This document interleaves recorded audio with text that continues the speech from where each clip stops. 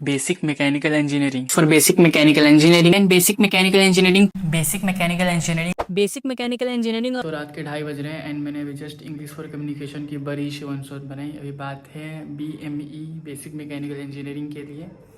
मैंने ये बात कम से कम 50 वीडियोस में बोल दिया है, बहुत बार बोला है एंड आगे तुम बहुत सारी जो मैं वीडियोस डालूंगा ना सब में तुम देखो ये बात मैं बोल चुका हूँ बहुत बार कि BME is the favourite subject of mine. तो इस वीडियो के बाद जितनी वीडियोस अटैच करूँगा सारी वीडियोस को देख लेना।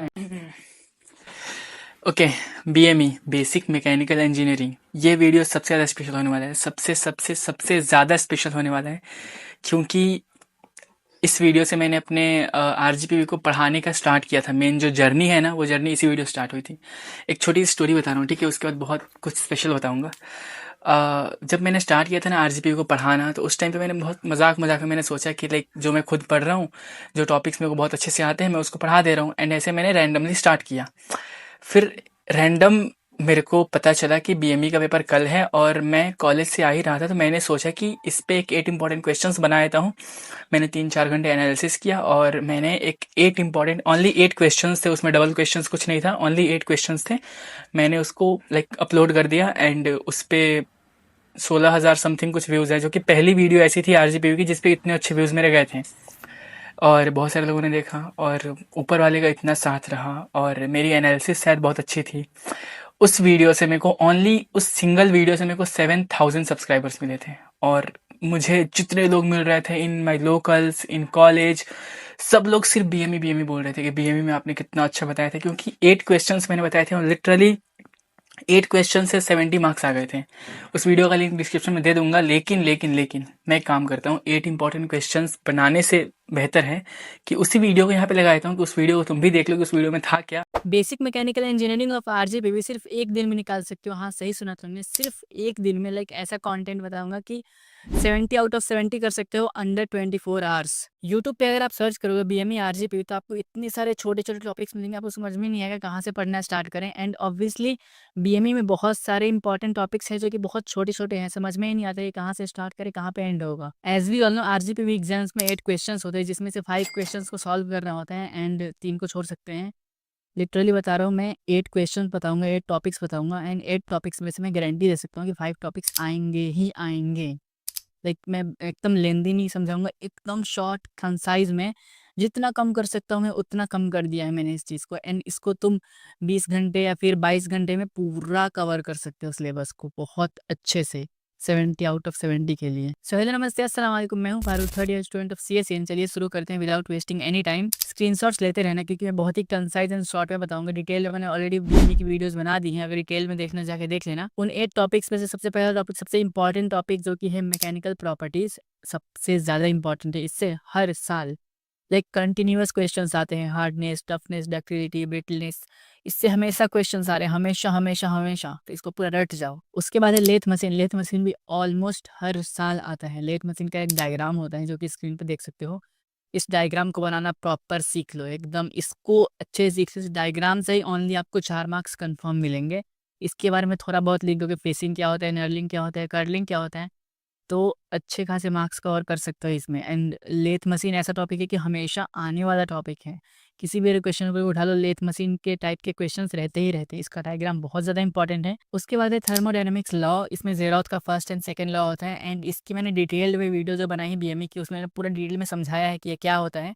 तो समझना है तो वहाँ पे जाके देख सकते हो, अदरवाइज इसको आप देख के पढ़ के समझ सकते हो। इसको एकदम स्पीड में छोटे से एग्जाम्पल समझा देता हूँ, बहुत ही इंपॉर्टेंट है ये एंड हर साल आता है। फॉर एग्जाम्पल, तुमने एक गर्म पानी का प्याला रखा है एंड एक ठंडी पानी का प्याला है।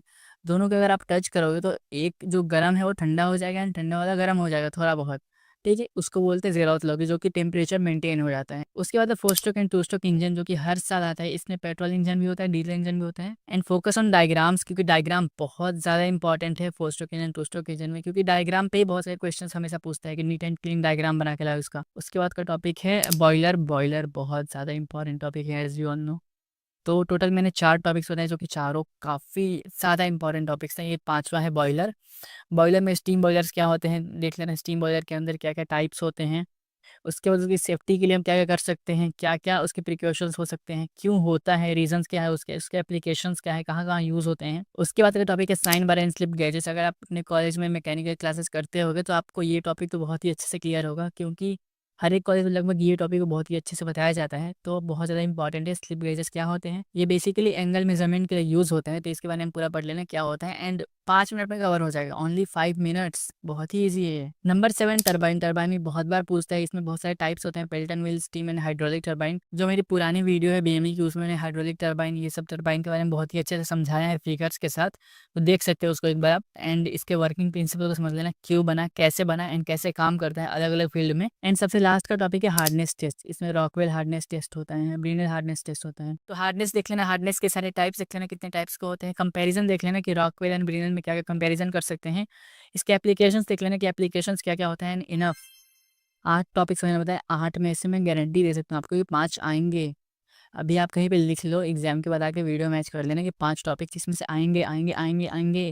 भाई समझ जाओ, ठीक है। मैंने मैथमेटिक्स 1 के लिए बताई थी 3 से 4 टॉपिक्स, एंड जाके एक बार क्वेश्चन पेपर चेक करना, 3 से 4 टॉपिक्स आए थे प्रॉपर। तो बहुत इंपॉर्टेंट है, ठीक है। ये 8 टॉपिक्स आप पढ़ लो, एंड मैक्सिमम 5 से 10 मिनट लगेगा एक टॉपिक को आपको पढ़ने में, मैक्सिमम। यूट्यूब पे एक वीडियो देखोगे एंड एक टॉपिक क्लियर। बहुत ज़्यादा पढ़ने की ज़रूरत नहीं है, इतना पढ़ लो बहुत इनफ है, बहुत ही अच्छे से एग्जाम्स निकल जाएंगे। एंड मिलते हैं किसी अच्छी इन्फॉर्मेटिव वीडियो में। वीडियो पसंद है तो वीडियो को लाइक करना, चैनल सब्सक्राइब करना। सो आई होप तुम लोगों ने वीडियो को देख लिया होगा एंड अच्छा लगा ना, ठीक है। उसके हिसाब से प्रिपरेशन करनी है, लेकिन इस वीडियो में बात करेंगे पूरे डिटेल टॉपिक, जितने यूनिट्स में जितने टॉपिक्स हैं सबको पढ़ा देंगे, सबको बहुत डिटेल में पढ़ा देंगे। उसके बाद जितने टॉपिक्स मैं बताऊंगा ना, लाइक अप्रॉक्सीमेटली 30 टॉपिक्स बताऊंगा, सब में 30-30 सेकंड लेंगे, ओनली 30 सेकंड में पूरा टॉपिक समझा दूंगा। बहुत लेंदी टॉपिक नहीं है, बहुत डीप नहीं पढ़ना है उसको, बस डेफिनेशन समझा दूंगा। उन सबके डायग्राम्स, जितने टॉपिक्स बताऊंगा उन सबके डायग्राम्स याद से गूगल पे सर्च करना, सबके डायग्राम्स देख लेना, सबके डेफिनेशंस मैं यहाँ पे दे दूंगा। एंड डेफिनेशन कैसे दूंगा सोचो, लाइक ऊपर हिंदी में डेफिनेशन होगा जो कि तुमको देख के समझ में आ जाएगा। आवाज़ आ रही है, इन्होंने बहुत ज़्यादा, बट थोड़ा सा इग्नोर करना। आई नो ऊपर जो लाइक क्या बोल रहा था, हाँ, ऊपर हिंदी में डेफिनेशन होगा जो कि तुमको देख के समझ में आ जाएगी कॉन्सेप्ट क्या है। देन नीचे इंग्लिश में डेफिनेशन होगा जो कि तुमको आरजीपी एग्जाम में उठा के छाप देना है। उसके नीचे पॉइंट्स होंगे जिनको एग्जैक्टली उठाना है, पढ़ना है और जाके वहाँ पे छाप देना है। उसके बाद उस टॉपिक का डायग्राम तुमको बस टॉपिक सर्च करना है गूगल पे, जो डायग्राम आएगा उस डायग्राम को जाके छाप देना है, हो गया। उस टॉपिक को तुमको 100% 7 मार्क्स मिल जाएंगे। जितने टॉपिक्स बताऊंगा सब बहुत इंपॉर्टेंट होंगे। लास्ट में एक रियल लाइफ एग्जाम्पल भी सब में डाल दूंगा कि उससे क्या होगा कि उस एग्जाम्पल को तुम देख के और समझ जाओगे, उसको तुम लिख भी सकते हो। चलो स्टार्ट करते हैं, देख के समझ में आ जाएगा। फटाफट स्टार्ट करेंगे एंड फटाफट जाएंगे, कहीं भी रुकेंगे नहीं। सो हेलो नमस्ते अस्सलाम वालेकुम, मैं हूँ Farooq, final student of CSE and शुरू करते विदाउट वेस्टिंग एनी टाइम। सबसे पहले बात करेंगे स्ट्रेन स्ट्रेस डायग्राम, ठीक है। ये क्या होता है, देखो बहुत ही इजी एग्जांपल समझाऊंगा। एक रबर बैंड है, उसको अपन खींचेंगे ऐसे, ठीक है। उसको खींचेंगे तो चौड़ा हो जाएगा, फिर उसको छोड़ेंगे तो वापस अपनी शेप में आ जाएगा। उसको अगर 20-25 बार सेम बार ऐसे करेंगे तो क्या होगा, एक टाइम के बाद वो रबर बैंड फैल जाएगा, फिर वापस वो अपनी ओरिजिनल शेप में नहीं आ पाएगा। तो क्या हुआ, जब अपने उसको खींचा तो उसमें स्ट्रेस आ गया, मतलब स्ट्रेस आया तभी उसको अपन खींच पाए, क्योंकि उसमें थोड़ा सा पावर लगा, उसमें एनर्जी लगा, तो उसमें स्ट्रेस आ गया। उसके बाद वो अपने वापस ओरिजिनल शेप में नहीं आ पा रहे, डैट मीन्स कि उसमें स्ट्रेन आ गया, ठीक है। तो उसको बोलते हैं स्ट्रेस स्ट्रेन डायग्राम। सारे डेफिनेशन एंड पॉइंट्स लिखे हुए हैं, लास्ट में रियल लाइफ एग्जाम्पल भी लिखा हुआ है, पढ़ लेना, हो जाएगा इतने से, ठीक है। बात करें दूसरे पॉइंट की, mechanical properties of materials. Like बहुत सारे मटेरियल्स होते हैं बीएमई के अंदर, सब में अलग अलग प्रॉपर्टीज होती हैं। जैसे रबर बैंड क्या होता है, वो फैलता है, ग्लास टूट जाता है, वो फैलता नहीं है। देन स्टील जो होता है, स्टील बहुत स्ट्रांग होता है। अगर मान लो कि कोई फुटबॉल है, ठीक है, उसको मैं ऐसे दबाऊंगा या फिर उसको ऐसे टप्पे पे गिराऊंगा तो वो क्या टपकेगा, लाइक उसमें फूटेगा नहीं वो, बट अगर किसी ग्लास को गिराऊंगा शीशे का तो वो फूट जाएगा। तो अलग अलग मटेरियल्स का अलग अलग प्रॉपर्टी है, कोई अलग बिहेव करता है, कोई अलग बिहेव करता है, किसी का अलग नेचर है। तो उसी को बोलते हैं क्या था, मैकेनिकल प्रॉपर्टीज ऑफ मटेरियल्स, उसी के बारे में लिखना है। जिसमें पॉइंट्स देखो यहाँ पे, toughness, hardness, strength, ductility and elasticity, brittleness, plasticity, fatigue, ये सारे टॉपिक्स है, सबके बहुत लाइक इंपॉर्टेंट डेफिनेशन है, सब देख लेना, ठीक है। उसके बाद बात करें क्लासिफिकेशंस ऑफ इंजीनियरिंग मटेरियल्स, उसी का पार्ट है जो अभी तुम लोगों ने पढ़ा ना, उसी का पार्ट है। उसका क्लासिफिकेशन करना है। जैसे मशीन्स अलग मटेरियल से बनती हैं, जैसे कार, अगर एक कार का एग्जांपल है, लास्ट में देखो रियल लाइफ एग्जांपल लिखा हुआ है कि कार में क्या होता है कि उसकी बॉडी प्लास्टिक की होती है, मेटल का होता है, अलग अलग चीज़ों से मिलकर बनता है कार, ठीक है। तो ओनली मेटल से या फिर ओनली प्लास्टिक से या फिर ओनली रबर से नहीं बन रहा है, सब चीज़ें मिल के बन रहा है, सबका अलग अलग काम है। उसको बोलते हैं क्लासिफिकेशन ऑफ मटेरियल्स, ठीक है। उनकी डेफिनेशन देख लेना। उसके बाद alloy steels and applications. Alloy steel क्या होता है, डेफिनेशन देखो। जैसे मेटल, लोहा, लोहा बहुत ज़्यादा स्ट्रांग होता है, लोहा बहुत मजबूत होता है, लेकिन स्टील बहुत कमज़ोर होता है, ठीक है। बट स्टील बहुत चिकना होता है एंड लोहा उतना चिकना नहीं होता है, उतना फ्रेश नहीं होता है, स्मूथ नहीं होता है। तो हमने क्या किया, एलॉय स्टील बना दिया। एलॉय के अंदर मेटल को मिक्स कर दिया, जिससे एलॉय स्टील हो गया, जिससे वो मजबूत भी हो गया और उसमें लाइक वो चिकनाहट भी आ गई जैसे स्टील में होता है। तो दोनों चीज़ मिल गया हम लोग को, उसको बोलते हैं एलॉय स्टील। आयरन के अंदर अगर कार्बन ज़्यादा हो गया तो उसको बोलेंगे कास्ट आयरन। लाइक आयरन जो लोहा है उसके अंदर कार्बन की मात्रा ज़्यादा हो गई, उसको बोलेंगे कि वो कास्ट आयरन है। एंड उसमें अगर लाइक उसके बाद का टॉपिक देखो तुम, तो तुमको समझ में आएगा। आयरन कार्बन डायग्राम, ये जो पिछले वाला टॉपिक है ना, उसी का मेन कॉन्सेप्ट है कि आयरन के अंदर कितना कार्बन है, कितना कम है, ज़्यादा है, उसी का डायग्रामिक फॉर्म बोलते हैं आयरन कार्बन डायग्राम। तो बेसिकली आयरन के अंदर कार्बन की मात्रा ज़्यादा हो जाती है तो वो और स्ट्रांग हो जाता है, उसी को बोलते हैं कास्ट आयरन, ठीक है। उसके बाद बात करें फर्स्ट लॉ ऑफ थर्मोडायनेमिक्स। अब ये समझो थर्मोडायनेमिक्स का फर्स्ट लॉ क्या है। First law, third law and zeroth law, ये सारे टॉपिक्स जो है थर्मोडायनेमिक्स के बहुत इंपॉर्टेंट है। एंड इनको कई बार ऐसे पूछता है कि फर्स्ट एंड थर्ड लॉ के बीच में डिफरेंस बताओ, फर्स्ट एंड थर्ड लॉ के बीच में रिलेशन बताओ। तो इसको समझो पहले। First law of thermodynamics, energy ना बन सकती है ना डिस्ट्रॉय हो सकती है। इसको एक सिंपल लैंग्वेज में समझे तो एनर्जी जो होती है, जो भी ऊर्जा होती है, उसको हम खुद से बना नहीं सकते। इंसान कभी भी एनर्जी को क्रिएट नहीं कर सकता, ना ही कभी एनर्जी को डिस्ट्रॉय कर सकता है। वो एनर्जी को एक फॉर्म से दूसरे फॉर्म में बदल सकता है। फॉर एग्जाम्पल, अगर तुम्हारे पास कोई मोटर है, लाइक जो फैन में लगता है ना, वो मोटर अगर उसके अंदर एनर्जी है, ठीक है, उसके अंदर पावर है, कोई भी बैटरी है, बैटरी के अंदर मान लो पावर है, ठीक है, छोटी सी बैटरी है तो उसके अंदर पावर है। उसको तुम चाहते हो कि डिस्ट्रॉय करना, तुम उसको नष्ट कैसे करोगे बताओ। ऑब्वियसली तुम या तो उसको कार के नीचे कुचल दोगे, तब भी उसके अंदर वो बैटरी तो रहेगी। तुम क्या करोगे, तुम उसको लाइक आग में जला दोगे, पूरा खत्म कर दोगे, जला दोगे। तो क्या होगा, वो आग के फॉर्म में, वो जो एनर्जी थी जो कि बैटरी में स्टोर थी, वो आग के फॉर्म में चेंज हो जाएगी एंड आग के फॉर्म में निकल जाएगी बाहर। तो वो धुआं बन के ऊपर जाएगी, देन वो एनर्जी स्टोर है, लाइक एनर्जी खत्म नहीं हुआ, एनर्जी अभी भी है, लेकिन वो उसका फॉर्म चेंज हो गया बस। तो एनर्जी को कभी डिस्ट्रॉय नहीं कर सकते, ना ही क्रिएट कर सकते हैं, उसको बस एक फॉर्म से दूसरे फॉर्म में लेके जाया जा सकता है, ठीक है। उसी को बोलते हैं फर्स्ट लॉ ऑफ थर्मोडायनेमिक्स, जिसके पूरे डेफिनेशंस को देख लेना। उसके बाद जैसे इसका एग्जांपल दिया हुआ है, देखो प्रेशर कुकर में, प्रेशर कुकर में क्या होता है, अगर हम पानी को गर्म करेंगे तो क्या होता है कि पानी हीट में कन्वर्ट होता है, पानी भाप में कन्वर्ट होता है। तो एक फॉर्म से दूसरे फॉर्म में कन्वर्ट होता है ना, उसको बोलते हैं first law of thermodynamics. Thermodynamic system क्या होता है, जिस पार्ट को हम स्टडी करते हैं, जैसे अभी मैंने प्रेशर कुकर का एग्जांपल दिया। तो अगर एक घर में बहुत सारे एक्सपेरिमेंट्स हो रहे हैं, तो ओनली किसी एक पर्टिकुलर चीज़ के बारे में बात कर रहे हैं, ओनली कुकर के बारे में बात कर रहे हैं, तो ओनली जो कुकर का पार्ट है उसी के बारे में ओनली बात करेंगे ना। बाहर गैस है, लाइक सिलेंडर से, उसके बारे में हमको कोई मतलब नहीं, हमको बस कुकर और उसके अंदर के पानी से मतलब है, ठीक है। उसको बोलते हैं थर्मोडायनेमिक सिस्टम, कि किसी एक टॉपिक पे टिक के बात करना और उसी के बारे में बात करना ओनली। उसके बाद ninth is zeroth law. Zeroth law क्या होता है, देखो जैसे अगर किसी दो वो करेंगे, लाइक चाय की कप लेंगे, ठीक है, एक चाय बहुत ठंडा है, एक चाय बहुत गर्म है। तो अगर जो ठंडा चाय है और एक गर्म चाय है, दोनों को अगर टच करेंगे तो क्या होगा कि जो गर्म वाला होगा वो थोड़ा सा ठंडा हो जाएगा, जो ठंडा होगा वो थोड़ा सा गर्म हो जाएगा। तो दोनों का टेम्परेचर सेम मेंटेन होगा। या फिर अगर बोले कि शादियों में कैसे हम लोग कजन्स के साथ सोते रहते हैं, लाइक मेल वाले मेल के साथ, फीमेल वाले फीमेल के साथ, ठीक है। तो क्या होता है कि लाइक जो कजन्स होते हैं, अगर मान लो किसी एक को बुखार है एंड वो चिपक के सोया है, तो दूसरे को भी डेफिनेटली बुखार सुबह तक हो जाएगा, क्योंकि वो थर्मोडायनेमिक्स का लॉ अप्लाई हो रहा है। दोनों का टेम्परेचर सेम हो जाएगा, जिसका जिसका टेम्परेचर ज़्यादा है उसका थोड़ा सा मेंटेन हो जाएगा, जिसका कम है उसका ज़्यादा हो जाएगा, इन दोनों का सेम हो जाएगा, ठीक है। उसको बोलते हैं जेरोथ लॉ। उसके बाद और जिसका टेम्परेचर नॉर्मल पहले से ही था उसका कुछ नहीं होगा, उसका उसी टाइम पे सेम रहेगा। जेरोथ लॉ में अगर एग्जांपल दिया हुआ है, देखो अगर दो चीज़ें सेम टेम्परेचर पे हों तो उसमें कुछ नहीं होने वाला, उसमें हीट ट्रांसफ़र कुछ नहीं होगा, क्योंकि दोनों का टेम्परेचर सेम है। लेकिन अलग अलग होगा तो वो दोनों मेंटेन करेंगे। उसके बाद बॉयलर्स क्या होते हैं, बॉयलर पानी को हीट देकर स्टीम बनाता है। जैसे कुकर वाला एग्जांपल था कि पानी को गर्म करके उससे भाप बनाना, एंड पहले के टाइम पे क्या भाप से ट्रेन भी चलती थी। तो स्टीम में बहुत पावर होता है। एक सेकंड रुकना।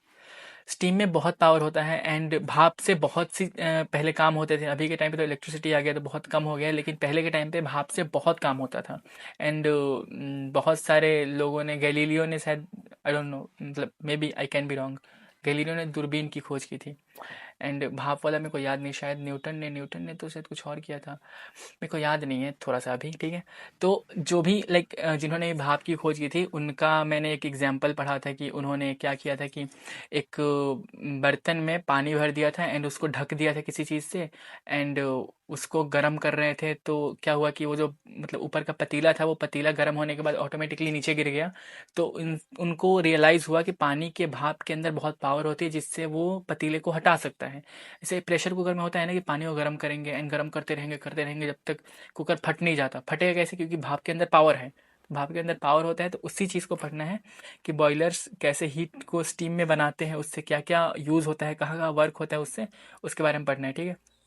उसके बाद रेसिप्रोकेटिंग पंप, बहुत ही सिंपल सा एग्जांपल, एक बार में समझ जाओगे। सिरिंज देखा है ना, जो सुई होता है, जो इंजेक्शन होता है, उसमें क्या कि लाइक अपन मेडिसिन को ऐसे खींचते हैं तो एयर प्रेशर एयर प्रेशर बनाता है एंड देन वापस उसको प्रेस करते हैं तो पानी निकलता है। या फिर अगर उसको ले चापाकल, आई डोंट नो तुम्हारी लैंग्वेज में उसको क्या बोलते हैं, अ, वो सनी देओल ने जो उखाड़ा था पाकिस्तान में, उसको उसको क्या लाइक पानी चलाते हैं, हैंड पंप। तो उसको चलाते हैं तो उसमें क्या होता है कि वो बनता है, एयर प्रेशर बनता है अंदर से एंड पानी ऊपर आता है, देन हम लोग उसको नीचे ठेलते हैं, देन एयर प्रेशर बनता है, देन पानी ऊपर आता है। तो वो बहुत बड़ा एग्जांपल है रेसिप्रोकेटिंग पंप का, उसी को बोलते हैं बस। उसके बाद बात करें हाइड्रोलिक टरबाइंस क्या होते हैं। देखो, जैसे मैंने बोला ना कि थर्मोडायनेमिक्स मतलब एक एनर्जी सोर्स को दूसरे एनर्जी सोर्स में कन्वर्ट करना, वैसे ही हाइड्रोलिक टरबाइंस जो होती हैं वो पानी को एनर्जी में कन्वर्ट करके लाइक करंट बनाती हैं। कैसे? तो एक बहुत ही सिंपल से एग्जांपल समझा रहा हूँ। फैन देखा है ना, पंखा, तो उसी टाइप का स्ट्रक्चर होता है। एक मैं एक थोड़ा सा डायग्राम दिखा दे रहा हूँ, समझ में आ जाएगा। उसमें क्या बहुत सारे लाइक पंख बने होते हैं जो फैन में होते हैं, बहुत सारे विंग्स होते हैं। तो उसमें क्या होता है कि पानी आके टकराता है एंड वो उसको घुमाने में हेल्प करता है। बहुत सारा पानी प्रेशर में आता है, उसमें टकराता है एंड उसको घुमाने में हेल्प करता है। तो इससे जब वो घूमता है, पानी के फ्लो से वो घूम रहा है, क्योंकि पानी टच हो रहा है, पानी के फ्लो से वो घूम रहा है एंड उससे जो घूम रहा है तो उससे एनर्जी जनरेट हो रही है। तो this is what we call hydraulic turbines, जो कि पानी के घूमने से वो टरबाइन घूमता है, टरबाइन के घूमने से एनर्जी जनरेट होती है, ठीक है।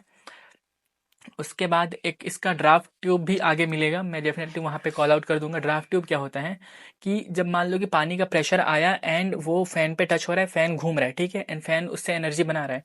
लेकिन पानी जब उस पर टच हो रहा है तो पानी फिर टच होने के बाद पूरा हर तरफ फैल रहा है, क्योंकि पानी बहुत प्रेशर से आ रहा है फैन घुमाने के लिए, एंड वो उस पर टच होकर हर तरफ फैल रहा है। तो हर तरफ फैल के वो वेस्ट ना हो, तो उसके ऊपर से एक ड्राफ्ट ट्यूब लगा देते हैं, जो एक कवर टाइप से बोल सकते हैं। कैसे पंखा जो होता है, टेबल फैन, उसके साइड साइड में कवर लगा रहता है ना, वैसा ही एक ड्राफ्ट ट्यूब लगा रहता है जो कि उस पानी को ड्राफ्ट ट्यूब में टकराएगा, टकरा के वापस से पाइप के थ्रू नीचे आ जाएगा, जिससे उस पानी को रीयूज कर सकते हैं। तो उसको बोलते हैं ड्राफ्ट ट्यूब। आगे मिलेगा हम लोग को टॉपिक, और जो भी टॉपिक समझ में ना आए फिर से देख लेना, समझ में आ जाएगा। वेस्कोसिटी क्या होता है? जैसे मान लो कि मैं यहाँ से अगर हनी को गिराऊंगा, हनी को अगर यहाँ से गिराऊंगा तो हनी धीरे धीरे फ्लो होगा, लेकिन अगर पानी को गिराऊंगा तो पानी जल्दी फ्लो हो जाएगा। तो हनी का विस्कोसिटी इंडेक्स अलग होगा एंड पानी का विस्कोसिटी इंडेक्स अलग होगा। This is what we call viscosity, जो कि हनी बहुत धीरे फ्लो होगा, पानी जल्दी फ्लो हो जाएगा। उसके बाद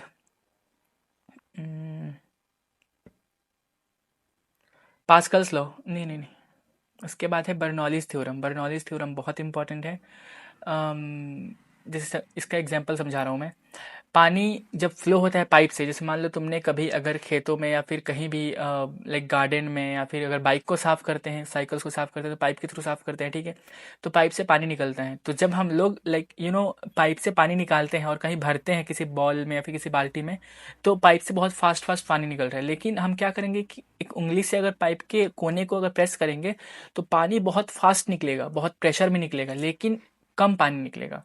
और अगर उसको छोड़ देंगे तो पानी बहुत ज़्यादा निकलेगा लेकिन प्रेशर में नहीं निकलेगा। और प्रेशर में निकालना है तो पानी का वो प्रेशर बढ़ जाएगा लेकिन वॉल्यूम कम हो जाएगा, कम पानी निकलेगा। उसी को बोलते हैं बर्नौलीज इक्वेशन, जिससे क्या होगा कि प्रेशर तो बढ़ जाएगा लेकिन पानी कम निकलेगा, और पानी ज़्यादा निकलेगा तो प्रेशर कम रहेगा। तो उसी फ्लो पे काम करते हैं। जैसे वो एरोप्लेन होता है, एरोप्लेन कैसे हो जाता है कि नीचे एयर का प्रेशर ज़्यादा रहता है, वो ऐसा कॉन्सेप्ट पे, बर्नौलीज कॉन्सेप्ट पे काम करता है, जिससे प्रेशर कम हो जाता है एंड वॉल्यूम बढ़ जाता है, जिसकी वजह से एरोप्लेन हवा में उड़ जाता है। उसके डेफिनेशंस को पढ़ना फिर समझ में आएगा।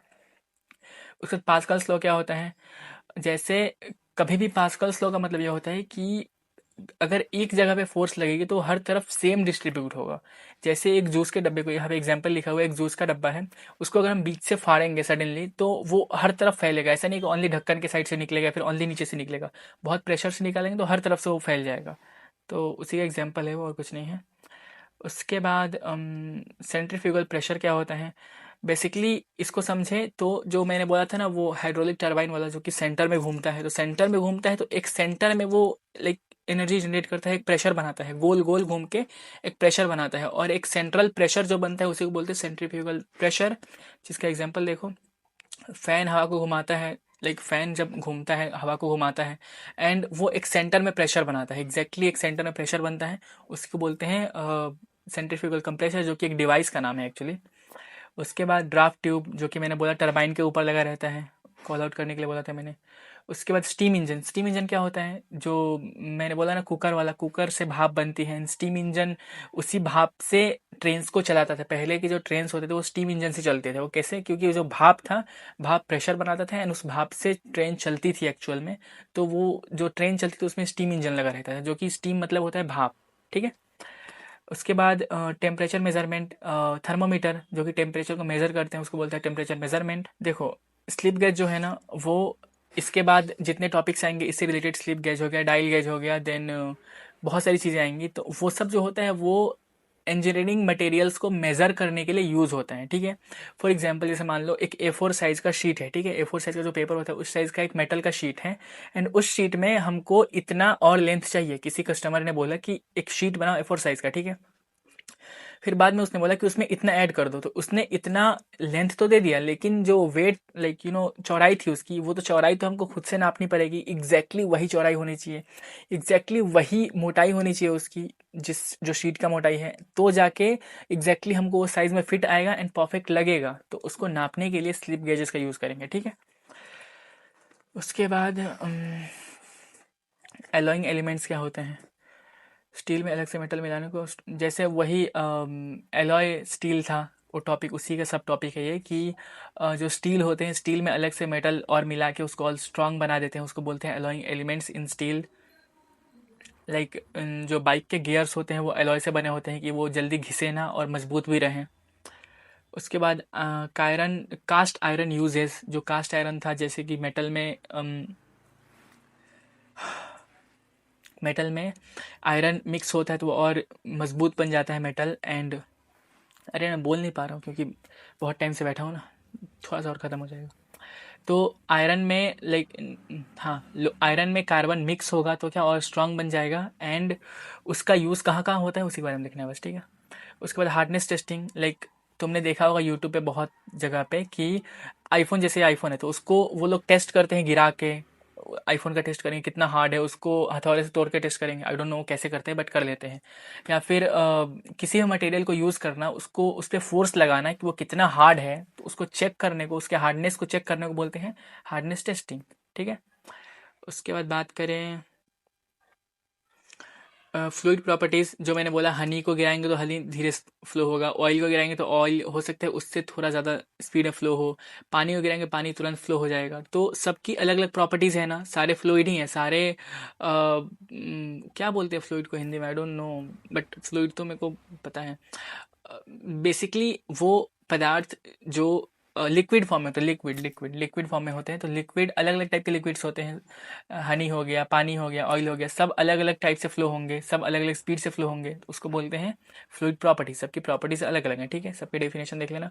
मेजरमेंट्स एरर, बेसिकली कोई भी मेजरमेंट परफेक्ट नहीं होता। एक छोटा सा एग्जांपल दूं तो कारपेंटर को अगर तुमने देखा होगा, कारपेंटर कुर्सी बनाता है, ठीक है, लकड़ी का, तो वो कुर्सी बना के देगा तुमको, एंड तुम भी उस चीज़ को 100% जानते हो, मैं भी इस चीज़ को 100% जानता हूँ कि वो जो मतलब जो कुर्सी होगा उसके चारों जो क्या बोलते हैं पैर होंगे, वो एग्जैक्टली सेम मेजरमेंट के नहीं होंगे, उसमें डेफिनेटली एक आध सेंटीमीटर का फर्क सब में आएगा। लेकिन उसको जब भी तुम फ्लैट सरफेस पे रखोगे, तुम उसको कभी भी लाइक घर में रखोगे या फिर कहीं भी रखोगे, तो वो हिलेगा नहीं, क्योंकि बहुत माइनर लाइक एरर है, लेकिन है एग्जैक्टली सेम एक एक सेंटीमीटर नाप के वो नहीं करते हैं, लेकिन मेजरमेंट एरर हमेशा रहता है, एग्जैक्टली परफेक्ट कभी नहीं बनता है, उसी को बोलते हैं मेजरमेंट एरर, उसके बारे में पढ़ना है बस।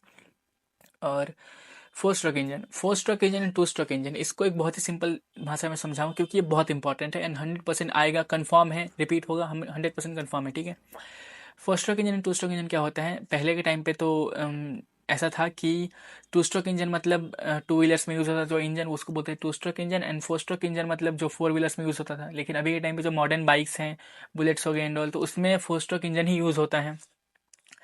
तो इसका एक सिंपल सा एग्जांपल समझो, तो मैं एक डायग्राम दिखा रहा हूँ, ठीक है। एक फोर स्ट्रोक इंजन का डायग्राम अलग होता है, ये टू स्ट्रोक के लिए है, लेकिन ऐसा ही स्ट्रक्चर उसका भी रहता है। और दोनों का डायग्राम याद से देख लेना, दोनों का डिफरेंस देख लेना। और मैं एक सिंपल लैंग्वेज में समझाऊँ तो फोर स्ट्रोक इंजन ये होता है कि जो ये क्रैंक शाफ्ट है, क्रैंक शाफ्ट जहाँ पे लिखा हुआ है, वो क्रैंक शाफ्ट एक बार पूरा घूमेगा, ठीक है, पूरा 180 डिग्री, वहां से जहाँ जिस पॉइंट पे वो है अभी, वहां से घूम के वापस वहीं पे आएगा। उसको पूरा एक चक्कर लगाने में जो पिस्टन है, जो उसमें रॉड लगी हुई है, क्रैंक रॉड, वो रॉड पिस्टन को ऊपर पुश करेगी, ठीक है। और एक पूरा चक्कर लगाने में वो पिस्टन एक बार नीचे जाएगा, फिर ऊपर जाके स्पार्क प्लग में टच होगा, फिर नीचे आएगा, फिर ऊपर जाके स्पार्क प्लग में टच होगा, ठीक है। एक राउंड में वो 2 बार टच होगा, तो उसको बोलेंगे टू स्ट्रोक इंजन, क्योंकि उसने 2 बार स्ट्रोक किया। और एक राउंड को क्रैंकशाफ्ट कंप्लीट करते करते अगर वो 4 बार स्ट्रोक कर देगा, 4 बार पिस्टन ऊपर नीचे हो जाएगा, उसको बोलेंगे फोर स्ट्रोक इंजन। यही कॉन्सेप्ट है मेन। इसके डेफिनेशन है, एक्सप्लेनेशन देख लेना, बहुत ईजी है, बहुत इंपॉर्टेंट है, बहुत बहुत ज़्यादा इंपॉर्टेंट है। इसके दोनों डायग्राम्स याद से रख लेना, ठीक है। उसके बाद डिफरेंस बिटवीन जो वही है। उसके बाद मेजरिंग इंस्ट्रूमेंट्स जो मैंने बोला, slip gauges, like mechanical properties में जो भी चीज़ मेज़र करने के लिए यूज़ होती है, वर्नियर कैलिपर हो गया, माइक्रोमीटर हो गया, डायल गेज हो गया, जो भी चीज़ें यूज़ होती हैं उनका लाइक डेफिनेशन लिखने के, कौन कौन सी चीज़ें होती हैं और कैसे यूज़ होती हैं, उनका क्या क्या, लाइक बेसिकली समझो कि इंस्ट्रूमेंट्स कौन कौन से, उनके नेम भी याद रख लोगे ना, बहुत इंपॉर्टेंट है, ठीक है। सबके डेफिनेशन लिख दिया मैंने, नीचे देख लेना। उसके बाद साइन बार, जो स्लिप गेजेस था, वही पार्ट ये भी है कि ये भी एक मेजरमेंट के लिए यूज़ होता है, मैकेनिकल प्रॉपर्टीज़ को मेज़र करने के लिए, इंस्ट्रूमेंट्स को नापने के लिए ये यूज़ होता है, ठीक है। और सॉरी, क्योंकि मैं बहुत जल्दी जल्दी सब कुछ बता रहा हूँ, क्योंकि टॉपिक बहुत इंपॉर्टेंट है एंड वीडियो ऑलरेडी बहुत लंबी हो गई, इसलिए मेरे को जल्दी जल्दी बताना पड़ रहा है। उसके बाद वेल्डिंग एंड कास्टिंग। वेल्डिंग क्या होता है, मान लो दो लोहे की चीज़ें हैं, आयरन की चीज़ें, वो टूट गई हैं, तो लाइक वेल्डिंग कैसे होता है, लाइक जो मशीन होती है वेल्डिंग की, उसमें आयरन होता है, लोहा होता है, एंड वो पिघल के उन दोनों मेटल्स को जोड़ देता है, तो उसको बोलते हैं वेल्डिंग। वेल्डिंग सबको पता होगा। एंड कास्टिंग का मतलब मोल्डिंग, कि किसी लोहे को पिघला के उसको दूसरी स्ट्रक्चर में डाल के उसका दूसरा शेप देना, उसको सुखा देना वापस, तो दूसरा शेप में आ जाएगा, उसको बोलते हैं कास्टिंग, ठीक है। उसके बाद heat engine efficiency and auto cycle.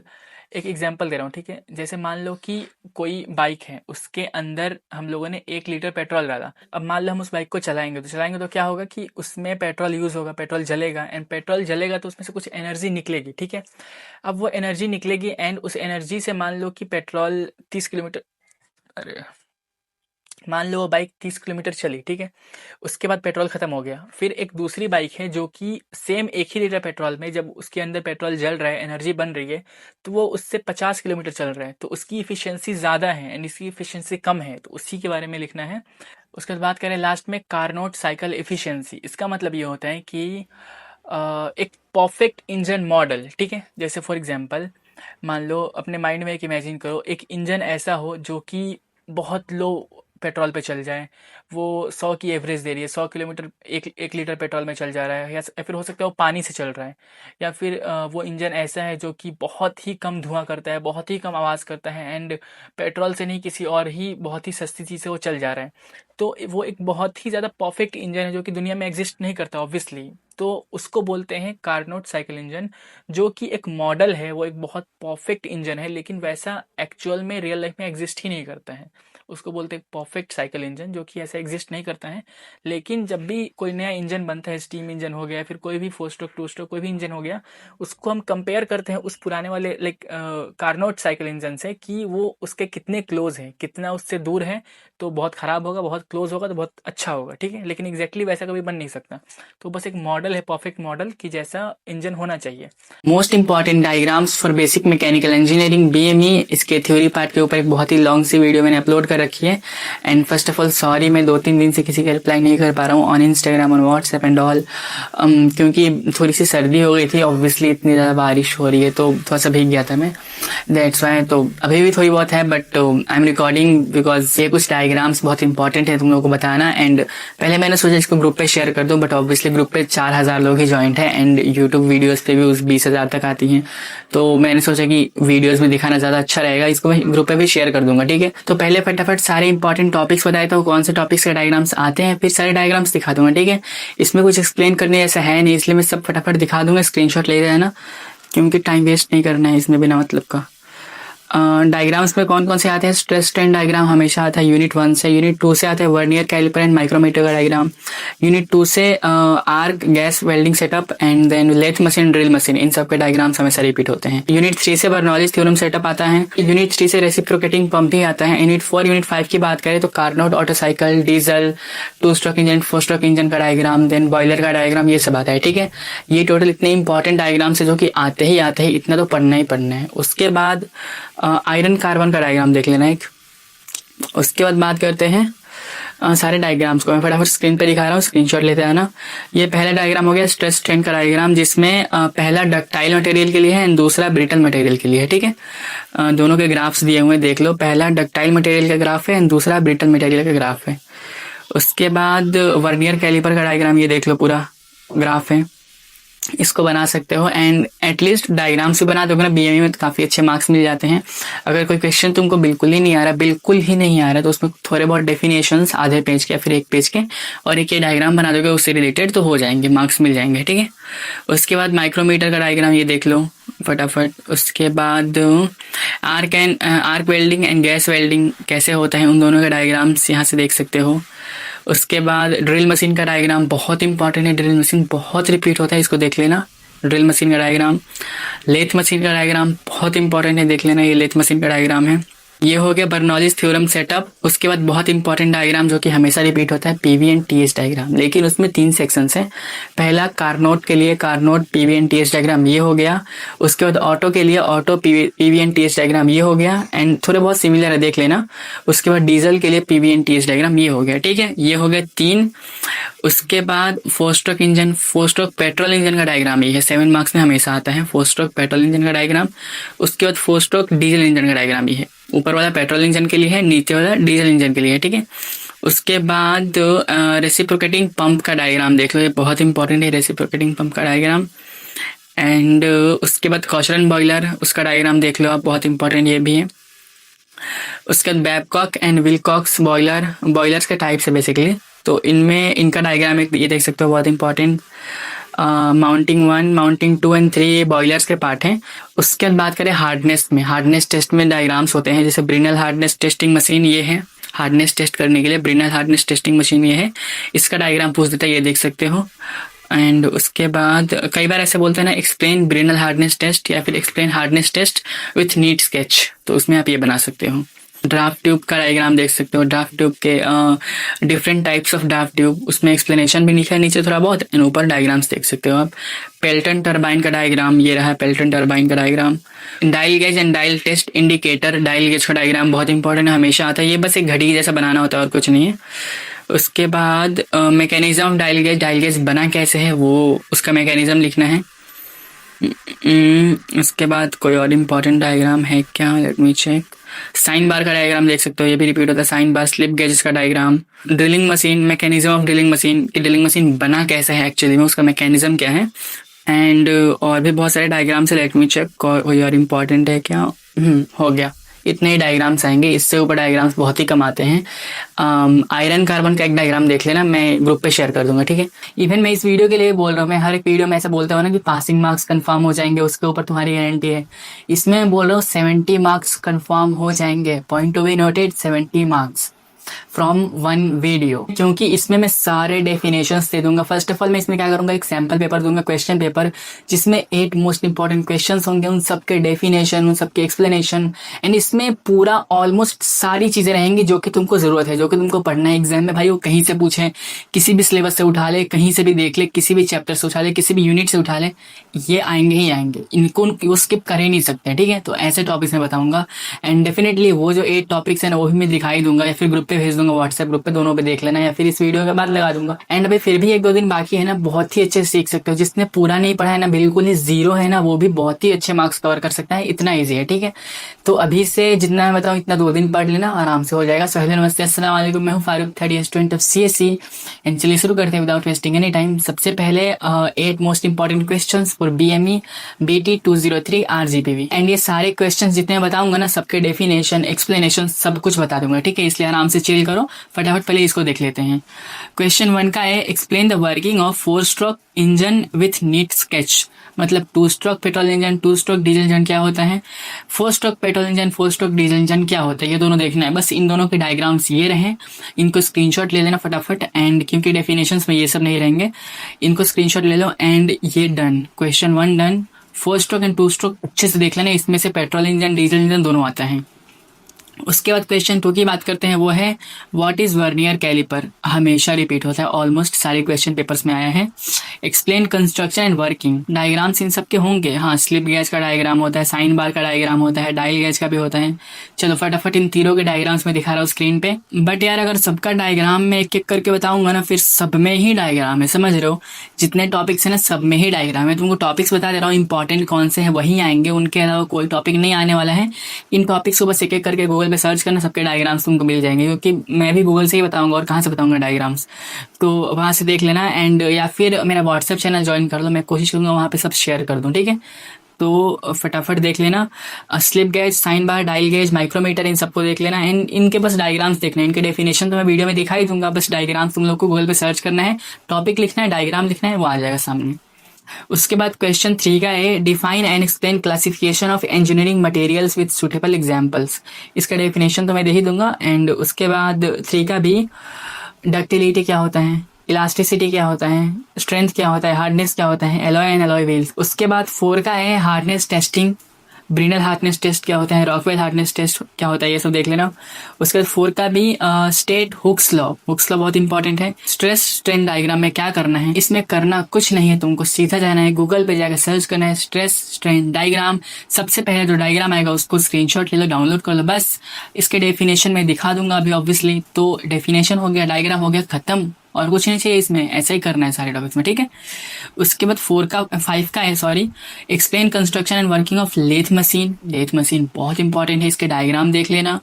उसके बाद construction working of drill machine, ये भी रिपीट होता है बहुत ज़्यादा, इनके डेफिनेशन तो मैं बता ही दूंगा। 6 का ये हो गया, फर्स्ट लॉ ऑफ थर्मोडाइनेमिक्स क्या होता है। उसके बाद जेरोथ लॉ क्या होता है, zeroth law of thermodynamics.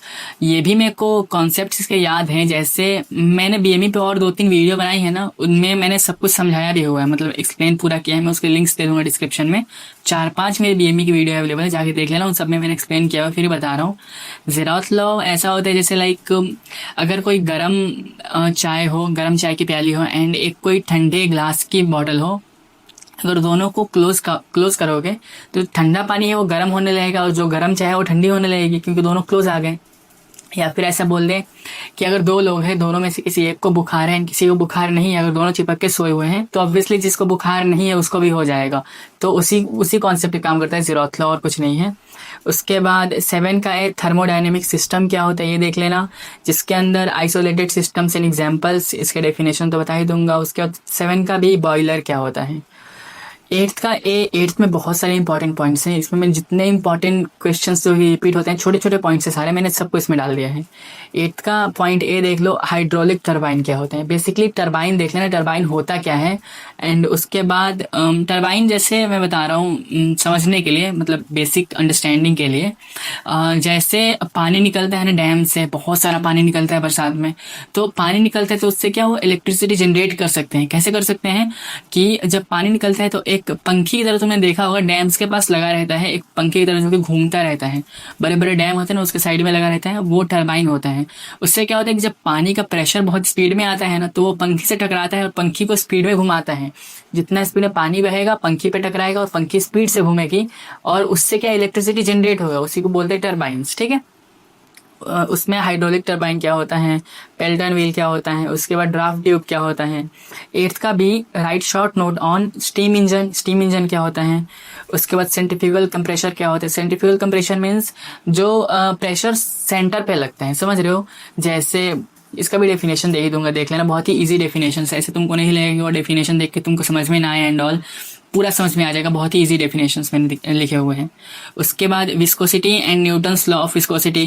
Pascal's law क्या होता है, ये भी बहुत रिपीट होता है। Types of fluids. उसके बाद दो बहुत इंपॉर्टेंट टॉपिक जो कि बहुत रिपीट होते हैं, पीवी एंड टीएस डायग्राम देख लेना एंड आयरन कार्बन डायग्राम देख लेना। ये दोनों बहुत रिपीट होते हैं, इन दोनों के डायग्राम्स देख लेना। डन हो गए भाई, ये 8 क्वेश्चंस डन हो गए। यही 8 क्वेश्चंस पढ़ लो, हो जाएंगे, काफ़ी अच्छे मार्क्स आ जाएंगे। Not only 50 marks, 45 marks, not 30 marks, 65 marks, 60 marks और 70 मार्क्स के बीच में ही आएंगे, समझ रहे हो। B+ तो कैसे भी आए। अब बात करते हैं इन सबके डेफिनेशंस के। डेफिनेशंस में क्या करना है, लेट मी चेक। हाँ, क्वेश्चन 1 का A, working of 4 stroke petrol engine with neat sketch. Sketch तो मैंने बता दिया, एंड ये हो गया पूरे उसका डेफिनेशन। इतना बड़ा डेफिनेशन है, इसको बस पढ़ लेना है और कुछ नहीं करना है। मैं तुमको नहीं बोल रहा हूँ बहुत सारा याद कर लो, इसको एकदम पूरा रट जाओ, पढ़ लो बस। ठीक है, पढ़ लो 2 बार 3 बार उसको बस रीड कर लो। ठीक है। I know obviously I can feel you, मैं भी स्टूडेंट हूँ, तो वो पढ़ने का मन करता नहीं है। लगता है कि यार पेपर 3 दिन बाद है तो क्या ही पढ़ेंगे। एंड सब आता है, समझ में भी आ रहा है, क्वेश्चंस भी समझ में आ रहे हैं, आंसर भी समझ में आ रहा है, फिर भी नहीं पढ़ना है क्योंकि मन ही नहीं कर रहा है। उसके बाद 1 का भी देख लो, explain the working of 2 stroke engine. उसके केस हमने देख लिया है, ये पूरा डेफिनेशन हो गया, स्क्रीनशॉट ले लो फटाफट। उसके बाद बात करते हैं 2 का ए, व्हाट इज वर्नियर कैलिपर। उसका पूरा एक्सप्लेनेशन ये देख लो, पूरा उसमें एक्सप्लेन कर दिया है मैंने। एंड 2 का भी write short notes on micrometer, slip gauges, sine bar, dial gauge. उन सबके एक एक करके सिंपल डेफिनेशंस हैं कि होता क्या है बेसिकली, मेरे पास और कुछ नहीं है। सबके स्क्रीनशॉट ले लो फटाफट। उसके बाद 3 का है, define and explain classification of engineering materials with suitable examples. Classification of engineering materials, engineering materials क्या क्या यूज होते हैं मैकेनिकल इंजीनियरिंग में, बस वही सब है। ठीक है, लाइक स्टील यूज होता है, आयरन यूज होता है, कॉपर यूज होता है, वही सब है और कुछ नहीं। उसके बाद 3 का भी देख लो, इसमें भी बहुत छोटे छोटे पॉइंट्स हैं। डक्टिलिटी क्या होता है, इलास्टिसिटी क्या होता है, strength, hardness, alloy and alloy steels, बस वही और कुछ नहीं है। उसके बाद 4 का ये देख लो, what is hardness testing, explain the Brinell hardness test. Brinell hardness number को BHN भी बोलते हैं, इसमें लिखा हुआ है, सारे डेफिनेशन देख लेना, पढ़ लेना बस एक बार और कुछ नहीं करना है। 4 का भी states Hooke's law, explain the stress strain diagram, दोनों इसमें डेफिनेशन है, पूरा देख लो फटाफट, स्क्रीनशॉट ले लो इसको। उसके बाद 5 का ये देख लो, explain the construction and working of lathe machine. Lathe machine का पूरा कंस्ट्रक्शन एंड वर्किंग सब इसमें दिया हुआ है। ठीक है, इसको इतना तो मिनिमम पढ़ना है, इसमें और एक्सपैंड कर सकते हो अपने हिसाब से, ChatGPT की हेल्प ले सकते हो या फिर गूगल पे सर्च कर सकते हो, बट इतना तो करना ही करना है। ठीक है, इसमें लाइक बहुत सारे पार्ट्स होते हैं कि नर्लिंग, कर्लिंग, मतलब क्या क्या लेथ मशीन में यूज होता है, कौन कौन से पार्ट्स होते हैं, ये सब देख लेना। उसके बाद ड्रिल मशीन के लिए सेम यहाँ पे दिया हुआ है पूरा definition. Explain the construction and working of drilling machine, पूरा डेफिनेशन देख लेना, स्क्रीनशॉट ले लो। ड्रिलिंग मशीन क्या होता है पता है ना सब लोगों को, ड्रिल जिससे ड्रिल करते हैं, और क्या। उसके बाद 6 का A, explain state and explain the first law of thermodynamics, जिसका पूरा एक्सप्लेनेशन यहाँ पे है। एंड 6 का भी state and explain zeroth law of thermodynamics, जिसमें पूरा डेफिनेशन यहाँ पे। एंड यहाँ पे उसी चीज़ को बताया गया बस और कुछ नहीं। देखो यहाँ पे एग्जांपल दिया हुआ है, the zeroth law of thermodynamics is about thermal equilibrium and temperature. It says that if body A is thermal equilibrium with body B, वही बात जो मैंने एग्जाम्पल दिया ना बॉडी वाला, उसी को बस body B to C and all, मतलब ऐसा बता रहा है और कुछ नहीं। जैसे बता रहे हैं कि अगर 3 बॉडी एक साथ है, किसी का टेम्परेचर बहुत कम है, मतलब कोई बहुत ठंडा है और कोई बहुत गर्म है, मतलब बॉडी का एग्जांपल है, वो बहुत गंदा एग्जांपल दे रहे हैं। जैसे 3 कप की प्लेट है, मतलब 3 कप हैं एंड एक में बहुत गर्म चाय है, एक में बहुत ठंडी है और एक में नॉर्मल है। तो 5 मिनट अगर उसको छोड़ दिया जाए तो क्या होगा कि कुछ देर के बाद सारे जो मतलब कप है सबका टेम्परेचर सेम हो जाएगा। जो बहुत गर्म था वो नॉर्मल हो जाएगा या फिर थोड़ा सा बढ़ जाएगा, और जो बहुत ठंडा था वो थोड़ा गर्म हो जाएगा, और जो नॉर्मल था वो मतलब तीनों का टेम्परेचर एकदम इक्वल हो जाएगा। उसी को बोलते हैं ज़ेरोथ लॉ, और कुछ नहीं है, ठीक है। एंड 7 का भी है, describe any one boiler with its mounting accessories. उसका पूरा डेफिनेशन यहाँ पे देख लो बॉयलर का। 8th का ए है, explain working of hydraulic turbines. Pelton wheel क्या होता है। Explain the function of draft tube. दोनों के डेफिनेशन यहाँ पे लिखे हुए देख लेना फटाफट। उसके बाद 8th का भी, write short note on steam engine, centrifugal compressor, viscosity, Newton law of viscosity, Pascal's law, types of fluid, PV and TS, and then iron carbon diagram. Done. सबके डेफिनेशन छोटे छोटे हैं, इसको बस यहाँ से समझने के लिए लिख सकते हो। बाकी इसको अगर डिटेल में समझना हो तो चैट जीपीटी बस इस टॉपिक को डाल देना, तुमको पूरा डिटेल वर्जन मिल जाएगा। एंड डन, हो गया। इस वीडियो से अगर तुमने इतना पढ़ लिया ना तो बीएमई बहुत ही अच्छा जाएगा, उसकी पर्सनल गारंटी है। और क्या बोलो बताओ, पर्सनल गारंटी है, बीएमई बहुत ही अच्छा जाएगा। बस तुमको इतना पढ़ लेना है। एंड आई डोंट थिंक इसमें तुमको कहीं कंफ्यूजन आएगा, क्योंकि बहुत ही इजी टॉपिक्स थे, सिंपल टॉपिक्स थे। बस तुमको एक एक करके डायग्राम्स जिसमें ज़रूरत है उसमें सर्च करना है। और हाँ, उस वीडियो को भी देख ही लेना, मैं अभी तुरंत लगा दूंगा। जो 8 most important topics last semester में थे उसके कमेंट्स में देखना भाई, कितने लोगों ने कमेंट्स किया कि उनके 70 आउट ऑफ 70 आ गए बिकॉज ऑफ दैट वीडियो। तो उसको देख लेना, हेल्पफुल होगा। एंड मिलते हैं किसी अच्छी इन्फॉर्मेटिव वीडियो को लाइक करो, चैनल सब्सक्राइब करो। एंड अभी बीएमई के ऊपर कोई वीडियो नहीं आएगी, ये लास्ट वीडियो थी, तो इसी पे जो करना है, ठीक है, क्योंकि छोटे टॉपिक्स हैं। तो इसके बाद सिविल का पेपर होगा आई गेस तुम लोगों का, तो उसमें भी वो भी ज़्यादा टफ नहीं है, उसके लिए मैं अच्छी वीडियो लेके आ दूँगा ऐसी टाइप से। तो फिलहाल क्वेश्चन पेपर खोल लेते हैं। सबसे पहले कुछ टॉपिक्स जो बोल रहा हूँ वो लिख लो पहले, उसके बाद क्वेश्चन पेपर खोलेंगे। सबसे पहले जो 8 टॉपिक्स मैंने उस वीडियो में बताए थे ना, उसको मैं पहले यहाँ बता देता हूँ, उसको याद से देख लो। कॉपी और पेन लेके बैठ जाओ, वीडियो को पॉज कर लो और कॉपी और पेन लेके बैठ जाओ, ठीक है, क्योंकि स्क्रीनशॉट से काम नहीं होता है। सबसे पहला टॉपिक बेसिक मैकेनिकल इंजीनियरिंग में मैकेनिकल प्रॉपर्टीज़ क्या होती है, ठीक है। सबसे पहला टॉपिक मैकेनिकल प्रॉपर्टीज़ क्या होती हैं। दूसरा टॉपिक लेथ मशीन क्या होता है। लेथ मशीन शायद पिछली बार नहीं आया था, ठीक है, लेथ मशीन पिछली बार नहीं आया था, जो कि लेथ मशीन हमेशा आता है, तो इस बार आने के चांसेस बहुत हाई हैं, ठीक है, बहुत हाई हैं। लेथ मशीन के डेफिनेशंस देख लेना, लेथ मशीन का डायग्राम देख लेना, डायग्राम क्या होता है, और बाकी हो जाएगा। लेथ मशीन के ऊपर आराम से तुम 4 से 5 पेज के अच्छे डेफिनेशंस लिख सकते हो, क्योंकि उसमें बहुत सारे पॉइंट्स होते हैं। नर्लिंग, कर्लिंग क्या होता है, बहुत सी चीज़ें होती है उसमें, ठीक है। तीसरा पॉइंट कि थर्मोडायनेमिक्स लॉ क्या होता है। थर्मोडायनेमिक्स लॉ बहुत इंपॉर्टेंट होता है इसमें, like first law of thermodynamics, second law of thermodynamics and zeroth law, ये सब इसी के अंदर आता है, तो ये सारी चीज़ें आती हैं। थर्मोडायनेमिक्स देख लेना। Fourth point, 2 stroke engine and 4 stroke engine क्या होता है। ये तो शायद सबको ही पता होगा, 2 स्ट्रोक इंजन 4 स्ट्रोक इंजन हमेशा आता है। इन दोनों को सीखने का बहुत ही सिंपल सा उपाय बता रहा हूँ। इन दोनों के बस डेफिनेशंस देख लेना, 4-5 पॉइंट्स देख लेना एंड इनके वो लाइक डायग्राम्स देख लेना, ठीक है। पॉइंट्स कैसे बनाने हैं एंड कैसे पेपर में लिखना है, ये सब चीज़ें मैंने ऑलरेडी लास्ट वीडियो में बताई है आई गेस, कि मैं अपने आरजीपी पेपर में कैसे लिखता हूँ। उनको देखना बहुत ही हेल्पफुल होगा, उसी हिसाब से इसको बनाना है, ठीक है। डायग्राम्स कैसे बनाने हैं वो सब चीज़ें मैंने उसमें बताई है। डायग्राम्स कहाँ बनाना है, पहले बनाने है कि बाद में बनाने है, मैं सब चीज़ें उसमें बताई हुई है, ठीक है। उसके बाद बॉयलर्स क्या होते हैं, बॉयलर्स बहुत इंपॉर्टेंट है, अगला टॉपिक है बॉयलर्स। उसके बाद साइन बार क्या होता है, स्लिप गेजेस क्या होते हैं। उसके बाद टरबाइंस क्या होता है। उसके बाद हार्डनेस टेस्ट कैसे निकालते हैं, ब्रिनल हार्डनेस टेस्ट होता है, रॉकवेल हार्डनेस टेस्ट होता है, ये सब कैसे निकलता है ये देख लेना। हो गया, ख़त्म, 8 टॉपिक्स यही थे। अब देखो मैं तुमको प्रीवियस ईयर क्वेश्चंस खोल के दिखा रहा हूँ, ठीक है। रुको मैं तुमको दिखा दे रहा हूँ कि मैं जाते हैं, पहले स्क्रीन रिकॉर्डिंग ओपन कर दूँ। हाँ, आरजीपी प्रीवियस ईयर क्वेश्चंस। और हाँ, एक चीज़ बता दूँ जो कि मैं बताना भूल गया था, हमेशा सर मैंने लास्ट वीडियो में बताई है, हमेशा जब प्रिपरेशन करना कभी भी, तो अभी जून चल रहा है ना, जून 2025 में एग्जाम्स होने वाले हैं, जुलाई चल रहा है आई नो, तो जो जून के क्वेश्चंस होंगे ना 2024 के, जून 2023 के, जून 2022 के, वही वाला पैटर्न फॉलो करना है, ठीक है। हमको दिसंबर वाले क्वेश्चंस नहीं पढ़ने हैं, क्योंकि दिसंबर वाले क्वेश्चंस जिनका बैक लगता है ना उनके लिए बेनिफिशियल होता है। दिसंबर वाले क्वेश्चंस को इग्नोर करो, जून वाले क्वेश्चंस को फोकस करो, ठीक है। तो हम लोग सबसे पहले जाएंगे फर्स्ट सेमेस्टर एंड 104 जून में जाएंगे, ठीक है, जून 2024। क्योंकि दिसंबर के तो क्वेश्चंस अवेलेबल है बट उनको नहीं देखना है। जून 2024 के क्वेश्चंस लाइक 104 नहीं है, 20 कौन सा है यार, बेसिक मैकेनिकल 203, ठीक है 203 2024 दिसंबर के ही अपलोडेड हैं आई गेस, जून के अपलोडेड ही नहीं है, ठीक है जून के अपलोडेड नहीं है, कोई दिक्कत नहीं है। 2023 के देखते हैं, 2023 203 हाँ BT 203 बेसिक मैकेनिकल इंजीनियरिंग 2023 जून। इस क्वेश्चन पेपर को देखना ज़रूरी है, ठीक है इसको फिर इसके पहले 2022 बार देखेंगे।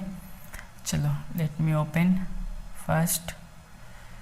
तो ये देखो सबसे पहला क्वेश्चन क्या है, explain the stress strain diagram and ductile materials with neat sketch. ये सब आता है हार्डनेस टेस्ट जो मैंने टॉपिक बताया ना, उसी के अंदर ये सब आता है। स्ट्रेस स्ट्रेन डायग्राम क्या होता है, फिर Brinell hardness test, Rockwell hardness test, ये सब उसी के आसपास की चीज़ें हैं, ठीक है तो इनको पढ़ लेना। स्ट्रेस स्ट्रेन डायग्राम और Brinell hardness test, Rockwell hardness test, ductility, ये सब चीज़ें बहुत इंपॉर्टेंट है, ठीक है ये सब इसी के अंदर है। उसके बाद 1 का बी देखो, 1 का बी उतना कुछ खास इंपॉर्टेंट नहीं है। 1 के बी का पॉइंट 2 पढ़ो, पॉइंट 2 है इलास्टिक लिमिट। इलास्टिसिटी क्या होता है ये पढ़ लेना, ठीक है टॉपिक लिख लो, इलास्टिसिटी बहुत इंपॉर्टेंट है। क्वेश्चन 2 का ए एलॉय व्हील्स, एलॉय व्हील्स क्या होता है पढ़ लेना, बहुत इंपॉर्टेंट है, ठीक है एलॉय व्हील्स क्या होता है ये अगला टॉपिक लिख लो।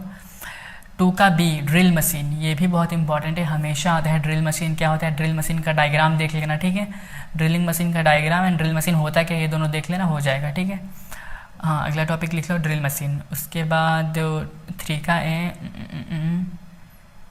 Not important. 3 का बी स्लिप गैजेस ऑलरेडी अपने लिख लिया है, slip gauges and sine bar वही पूछ रहा है। एंड उसके बाद हाँ टरबाइन, 4 का बी देखो टरबाइंस, टरबाइंस लिखो, टरबाइंस बहुत इंपॉर्टेंट होते हैं। व्हाट इज़ टरबाइन, टरबाइन कितने टाइप्स के होते हैं एंड उसमें अलग अलग क्या क्या मतलब अलग अलग टाइप्स के कैसे डायग्राम्स बनते हैं वो देख लेना हो जाएगा। टरबाइंस बहुत इंपॉर्टेंट है, अगला टॉपिक लिखो टरबाइंस। उसके बाद टरबाइन के क्वेश्चन ही हैं। 5 का ए भी टरबाइन वाला क्वेश्चन है, 5 का बी इज़ नॉट इम्पॉर्टेंट। 6 का ए बॉयलर से क्वेश्चन है, ऑलरेडी आपने लिख लिया है। 6 का बी थर्मोडाइनमिक्स का क्वेश्चन ऑलरेडी आपने लिख लिया है। 7 का A working for stroke engine already आपने लिख लिया है। 7 का बी सेंट्रीफ्यूगल कंप्रेशर, ये टरबाइंस के अंदर ही आता है, ठीक है टरबाइंस के अंदर ही आता है I guess centrifugal compressor, but still एक टॉपिक लिख लेना सेंट्रीफ्यूगल फोर्स क्या होता है, ठीक है जो फोर्स सेंटर पे लगता है उसको सेंट्रीफ्यूगल फोर्स बोलते हैं, तो ये लिख लेना। 8th का ए थर्मोडायनेमिक सिस्टम ऑलरेडी आपने लिख लिया है। 8th का बी स्टीम इंजन, जो कि 4 stroke engine and 2 stroke engine पढ़ना ना, उस टाइम पे ये भी पढ़ लेना स्टीम इंजन क्या होता है, ठीक है steam engine and diesel engine उन दोनों के बीच में डिफरेंस क्या होता है ये भी पूछ सकता है। तो 8 का बी स्टीम इंजन अगला टॉपिक लिख लो।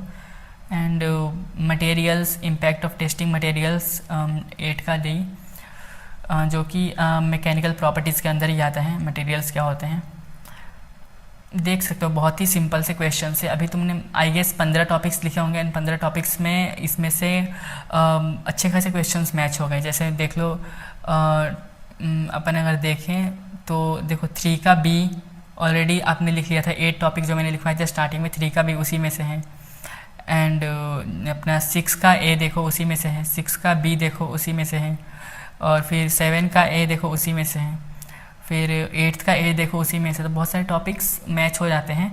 और अभी आई गेस आपने 15 टॉपिक्स तो लिख ही लिए होंगे। Let me check. दूसरा 2022 के क्वेश्चन पेपर को खोलते हैं, 2022 का question paper, let me check. First semester 203 था ना, 203 June 2022, 203 June 2022 basic mechanical engineering. इसमें देखना, इसमें मज़ा आएगा। अभी तक जिन लोगों ने लिखा होगा ना ये सारे टॉपिक्स कॉपी में, उनको बहुत मज़ा आएगा। जिन लोगों ने स्क्रीनशॉट लिया होगा उनको समझ में कुछ आएगा नहीं, तो प्लीज़ अच्छे से देखो, कॉपी और पेन लेके बैठा करो, स्क्रीनशॉट से कुछ नहीं होता, ठीक है। तो जिन लोगों ने टॉपिक्स लिखे होंगे ना उनको मज़ा आने वाला है। अभी यहाँ पे सबसे पहला पॉइंट देखो, क्वेश्चन 1 का ए मैकेनिकल प्रॉपर्टीज़ से क्वेश्चन आया हुआ है, जो कि सबसे पहला टॉपिक था। क्वेश्चन 1 का ए कंप्लीट बन गया। 1 का बी न्यूमेरिकल है, उसको छोड़ दो। 2 का ए स्ट्रेस स्ट्रेन डायग्राम आया हुआ है, देख सकते हो ऑलरेडी तुमने लिख लिया है। 2 का बी रहने दो, कोई दिक्कत नहीं है। 3 का ए ड्रिल मशीन से क्वेश्चन आया हुआ है, देख सकते हो। ये पता नहीं ऐसे क्यों कर रहे हैं आरजीपीवी, एक क्वेश्चन थ्योरी से दे रहा है, एक क्वेश्चन उससे उसी का वो न्यूमेरिकल पूछ दे रहा है, समझ रहे हो कि कोई भी इंसान अगर एक क्वेश्चन बनाता है ना तो उसको मजबूरी में न्यूमेरिकल बनाना ही पड़े। उसके लिए सॉल्यूशंस बताएंगे अपन। 3 का ए देखो ड्रिल मशीन बहुत इंपॉर्टेंट हमेशा आता है, इस बार भी आया हुआ है। उसके बाद 4 का ए देखो various methods of used for temperature measurement, ये थर्मोडाइनेमिक्स का क्वेश्चन है, ठीक है। 4 का बी देखो what is welding process. Welding process तो आई गेस ये ईजीएस्ट क्वेश्चन होगा सबके लिए, क्योंकि बीएमई की लैब अगर तुम लोगों ने की होगी तो बीएमई के लैब में सबसे पहले यही सब बताते हैं वेल्डिंग प्रोसेस क्या होता है फर्स्ट सेमेस्टर में। तो इसके भी डेफिनेशंस देख लेना एक। 5 का ए ये रेसिप्रोकेटिंग पंप, ये होता है टरबाइंस के अंदर का टॉपिक है, ठीक है। टरबाइंस जब पढ़ोगे आप तो ये समझ में आ जाएगा। और कार्नोट साइकिल, पीवी, हाँ PV diagram and TS diagram, ये एक टॉपिक, अगला टॉपिक लिख लो। PV diagram and TS diagram बहुत इंपॉर्टेंट है, हमेशा आता है, इस बार भी आने के चांसेस बहुत हाई हैं। PV diagram and TS diagram, ठीक है। उसके बाद 6 का A Pascal law and Bernoulli's equation, हाँ अगला टॉपिक लिखो पास्कल लॉ, बहुत इंपॉर्टेंट, पास्कल लॉ बहुत इंपॉर्टेंट, ठीक है। उसके बाद बर्नौलीज इक्वेशन लिख लेना। बर्नौलीज उतना नहीं आता है बर्नौलीज, बट लिख सकते हैं। उसके बाद बात करें अगर अपन 7 का ए थर्मोडायनेमिक सिस्टम, जो कि ऑलरेडी तुमने लिख रखा है। 7 का B stroke engine, 2 stroke engine है, जो कि ऑलरेडी तुमने लिख रखा है। और हाँ एक टॉपिक लिखो डायल गेज क्या होता है। डायल गेज हमेशा पूछता है, डायल गेज जैसे स्लिप गेज है ना वैसे ही डायल गेज है, वो लिख लो, हो गया इतने टॉपिक्स। एंड एक लास्ट 2020 के टॉपिक्स देख लो। 203 जून 2020, लेट मी चेक।